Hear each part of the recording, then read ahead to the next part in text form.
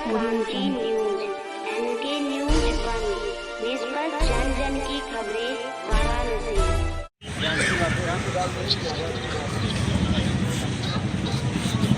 अपना नाम और परिचय बताएं।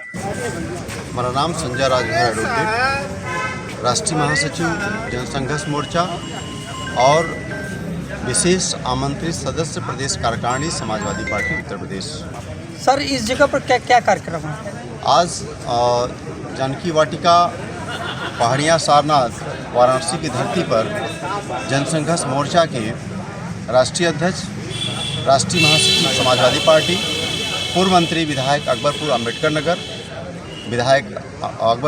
नगर, सर्व समाज के नेता, दलितों, पिछड़ों, गरीबों की बुलंद आवाज़, हम सबके आदर्श गार्जियन आदरणीय रामाचल राजभर जी का जन्मदिवस कार्यक्रम है। इसी उपलक्ष्य में आज यहाँ पर जानकी वाटिका में पूर्वांचल के कोने कोने से आप देख रहे हैं राममोहन शर्मा जी हैं, हमारे संघर्ष मोर्चा के राष्ट्रीय महासचिव हैं और दूसरे राष्ट्रीय महासचिव हैं, और नाई समाज के जो आपका संगठन है उसके प्रदेश अध्यक्ष हैं।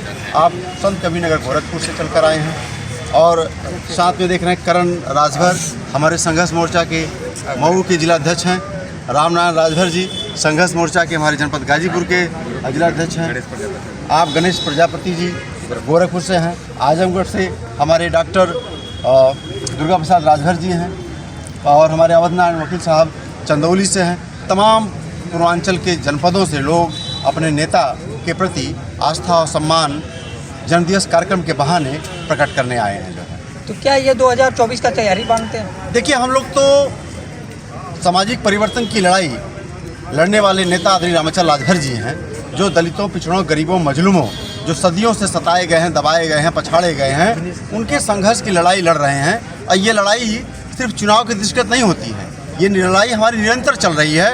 और ये जनसंघर्ष मोर्चा के प्लेटफॉर्म से, समाजवादी पार्टी में हम लोग हैं मूल रूप से, लेकिन जनसंघर्ष मोर्चा का मैं आपको बता देना चाहता हूँ एक मिनट में कि जब 3 जून 2021 को माननीय रामाचल राजभर जी को बीएसपी से निकाला गया, तो उस समय यही अति पिछड़े समाज के लोग और जो उनके अपने चहेते थे पूर्वांचल में एक कारवां खड़ा किए और अकबरपुर अम्बेडकर नगर से 6वीं बार विधायक बनाकर यह बताने का प्रयास किए कि रामाचल राजभर किसी दल और किसी पार्टी के मोहताज नहीं है।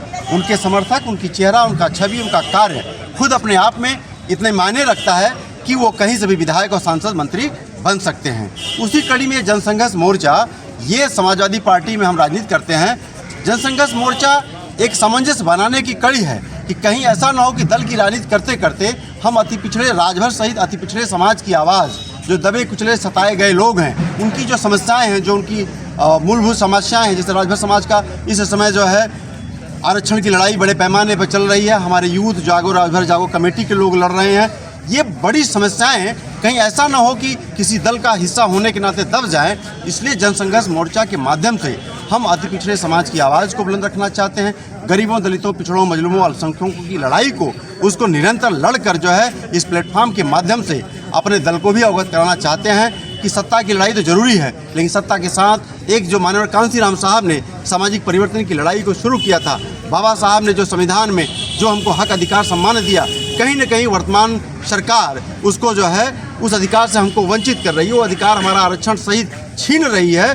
तो ये जनसंघर्ष मोर्चा एक कड़ी है कि पूर्वांचल सहित पूरे प्रदेश में जो भी हमारे अति पिछड़े समाज, राजभर सहित अति पिछड़े समाज के लोग हैं, दलित, गरीब, वंचित, शोषित हैं, उनके हक अधिकार के लिए हम निर्भीक रूप से लड़ाई लड़ लें। इसी कड़ी में जनसंघर्ष मोर्चा के माध्यम से ये हमारा समय समय पर जो है। क्वेश्चन और है, राष्ट्रीय राजभर जी पूर्व सदस्य महिला आयोग उत्तर प्रदेश और गार्गी पटेल जी जिला अध्यक्ष महिला मोर्चा समाजवादी पार्टी चंदौली, तो समय देने के कैसे हो जाएगा, थोड़ा सा जगह देने जो है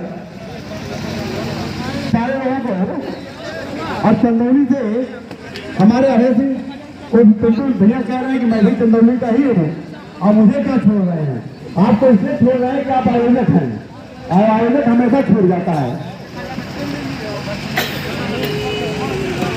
अच्छा, हाँ। कुर्सी और पीछे। और चंदौली से हमारे अभय सिंह पिंटू जी, भाई हर्ष राजभर जी, राजीव पटेल जी,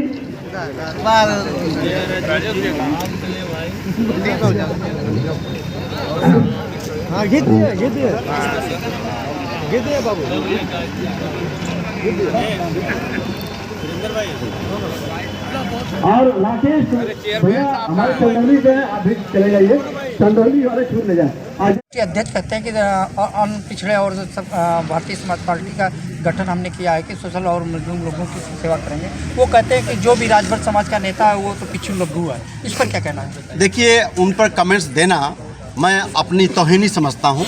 जो आदमी थूक कर चाटने वाला हो, सुबह थूकता है शाम को चाटता है, शाम को थूकता है सुबह चाटता है, तो कथनी करने में ज़मीन आसमान का अंतर है। ऐसे व्यक्ति पर कमेंट्स करना मैं अपने संगठन की तरफ से या जो माननीय रामाचल राजभर जी के लोग हैं तो वो कहीं ना कहीं अपनी गरिमा के खिलाफ समझते हैं। आप देख रहे होंगे कि जिस बीजेपी के खिलाफ पानी पी पी के गाली दिए कि ये दलितों पिछड़ों का अधिकार ले रही है, संविधान को ख़त्म कर रही है, आरक्षण ख़त्म कर रही है, 69,000 शिक्षक भर्ती से लेके तमाम महंगाई, बेरोजगारी और जाति जनगणना तमाम मुद्दे उठे। लेकिन सच पूछिए तो वह आदमी जो है सौदागर है। ये दलितों पिछड़ों गरीबों राजभरों का नारा देकर सेंटिमेंट क्रिएट करके उसके सौदेबाजी को कहीं ना कहीं समय समय पर किया है। लेकिन दुर्भाग्य से इस बार जो है बाबा जी वर्तमान जो मुख्यमंत्री हैं उत्तर प्रदेश के, मैं उनको बधाई देना चाहता हूं कि इस सौदागर के चेहरे को बखूबी पहचान गए हैं और उसकी दुकानदारी बंद हो गई है। जिस तरह से जाति जनगणना का अभी बहुत मुद्दा उठ रहा है, इसके विषय में आपका और आपकी पार्टी वालों का क्या विचार है? क्या यूपी में ये जनगणना होनी चाहिए? बिल्कुल, समाजवादी पार्टी के राष्ट्रीय अध्यक्ष जी, हम लोगों के नेता ने खुलेआम सदन में भी कहा है, सदन के बाहर भी किया है कि जाति जनगणना होनी चाहिए और उसके लिए हमने आवाज़ ही नहीं उठाया है। बखूबे पीडीए का नारा देकर जो है उसको हम सदन, सड़क से लेकर सदन तक संघर्ष भी कर रहे हैं। उसमें कथनी करने में हमारे कोई अंतर नहीं है। कितनी कारगर होगी ये अन्य लोगों को ये जाति जनगणना? देखिए, जाति जनगणना, आरक्षण, बेरोजगारी, महंगाई, ये मूलभूत समस्या है। उस मूलभूत समस्या को हमारे नेता आदरणीय रामाचल राजभर जी समाजवादी के प्लेटफॉर्म के माध्यम से भी और जनसंघर्ष मोर्चा के नेता के रूप में भी समय समय पर उठा रहे हैं। दुर्भाग्य से वर्तमान सरकार इन मुद्दों से भटकाने के लिए एक धर्म का सहारा ले रही है कि राम, आप सोचिए कि कहा जाता है कि कण कण में वास करने वाला जो सबकी प्राण प्रतिष्ठा करे वो भगवान श्री राम। लेकिन दुर्भाग्य से ये तथाकथित सौदागर जो राम के नाम पर राजनीति कर रहे हैं, ये भगवान राम की प्रतिष्ठा करने जा रहे हैं। आप सोचिए, कोई भगवान राम की प्रतिष्ठा कर सकता है?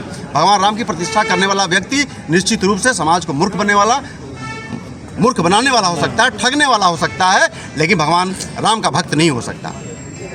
लीडर क्रांति न्यूज।